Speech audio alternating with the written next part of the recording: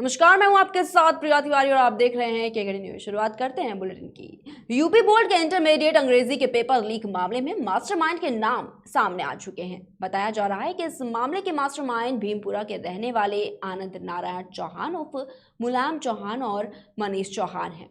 आनंद चौहान और मनीष चौहान के स्कूल से टैंपर प्रूफ पैकेट से निकाला था। आनंद को स्कूल का मैनेजर और मनीष चौहान को प्रिंसिपल बताया जा रहा है। उन पर छात्रों को पास करवाने का ठेका लेने का भी आरोप है। आपको बता दें कि उत्तर प्रदेश के 75 जिलों में बुधवार को दूसरी पाली में 12वीं की बोर्ड परीक्षा में इंग्लिश विषय का पेपर था। दोपहर और में उस समय हड़कंप मच गया जब पता चला कि पेपर लीक हो गया। वहीं बाद में परीक्षा को रद्द कर दिया गया। शुरुआती जांच में पता चला कि पेपर की सीरीज 316 ईडी और 316 ईआई का पेपर बलिया से लीक हुआ और इस सीरीज के पेपर उत्तर प्रदेश के 24 जिलों में भेजे गए थे। विभाग की अपर मुख्य सचिव आराधना शुक्ला ने इन 24 जिलों में परीक्षा को रद्द कर जांच करने का आदेश दिया था।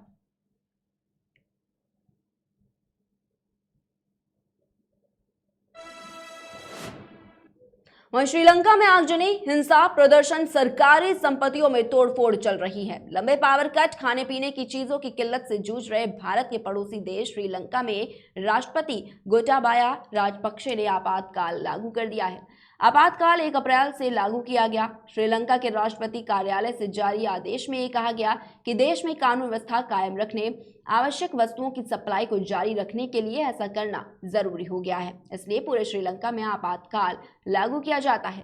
इस आपातकाल के जरिए राष्ट्रपति राजपक्षे ने पब्लिक सिक्योरिटी अध्यादेश के प्रावधानों को लागू कर दिया है। इससे उन्हें सार्वजनिक सुरक्षा, सार्वजनिक व्यवस्था के संरक्षण, विद्रोह के दमन, दंगा या नागरिक हंगामा या आवश्यक आपूर्ति के रखरखाव के लिए नियम बनाने का अधिकार मिल गया है।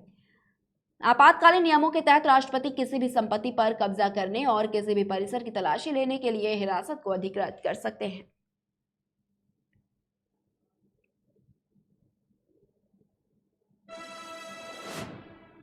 वहीं मुंबई के चर्चित क्रूज ड्रग्स मामले में गवाह रहे प्रभाकर सैल का शुक्रवार को निधन हो गया। उनके वकील तुषार खंडारे के मुताबिक चैम्बूर के माहौल इलाके में उनके आवास पर दिल का दौरा पड़ने से प्रभाकर सैल का निधन हुआ।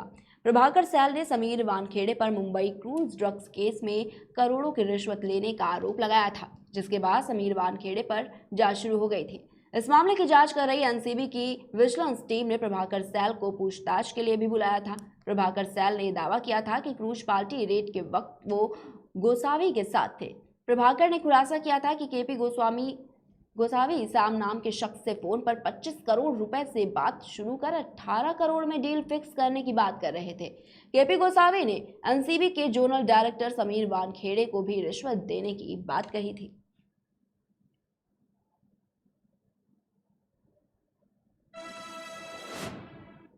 प्रधानमंत्री नरेंद्र मोदी ने शुक्रवार शाम रूस के विदेश मंत्री सरगेई लावरोव से मुलाकात की। पीएमओ की ओर से जारी बयान के मुताबिक लावरोव ने उन्हें यूक्रेन में चल रही शांति वार्ता सहित वहां के हालात के बारे में जानकारी दी। वहीं पीएम मोदी ने हिंसा खत्म करने की अपील को दोहराया और कहा कि भारत शांति प्रयासों में किसी भी तरह से योगदान करने के लिए तैयार है।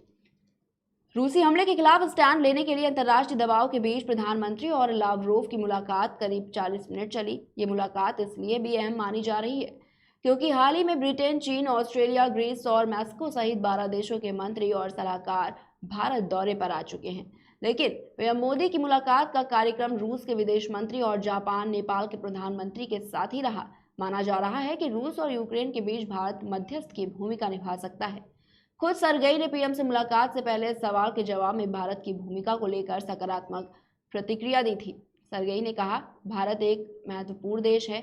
अगर भारत ऐसी भूमिका निभा सकता है जिसमें वो तार्किक रहते हुए अंतर्राष्ट्रीय मसलों को सुलझाने के सुझाव दे सके तो हमें भारत की ये भूमिका मंजूर होगी।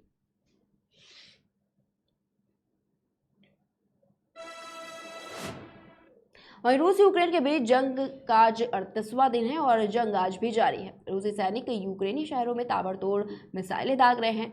दोनों देश नुकसान को लेकर कई तरह के दावे कर रहे हैं और इसी बीच यूक्रेन के एक बड़े अधिकारी ने रूसी सेना पर बच्चों को मानव ढाल की तरह इस्तेमाल करने का आरोप लगाया है। दरअसल तुर्की में दोनों देशों के बीच हुई मुठभेड़ में रूस कीव में हमले कम करने पर राजी हुआ था, जिसके बाद रूसी सैनिकों को पीछे हटते भी देखा गया। इसके बाद यूक्रेन के रक्षा मंत्रालय के प्रवक्ता कर्नल अलेक्जेंडर मॉड्यूजानिक ने कहा कि दुश्मन अपने काफिले अपने वाहनों को ले जाते समय यूक्रेनी बच्चों को मानव ढाल के रूप में इस्तेमाल कर रहे हैं। वे ऐसा इसलिए कर रहे हैं ताकि बच्चों के पेरेंट्स उनकी जानकारी यूक्रेनी सैनिकों को ना दे सकें।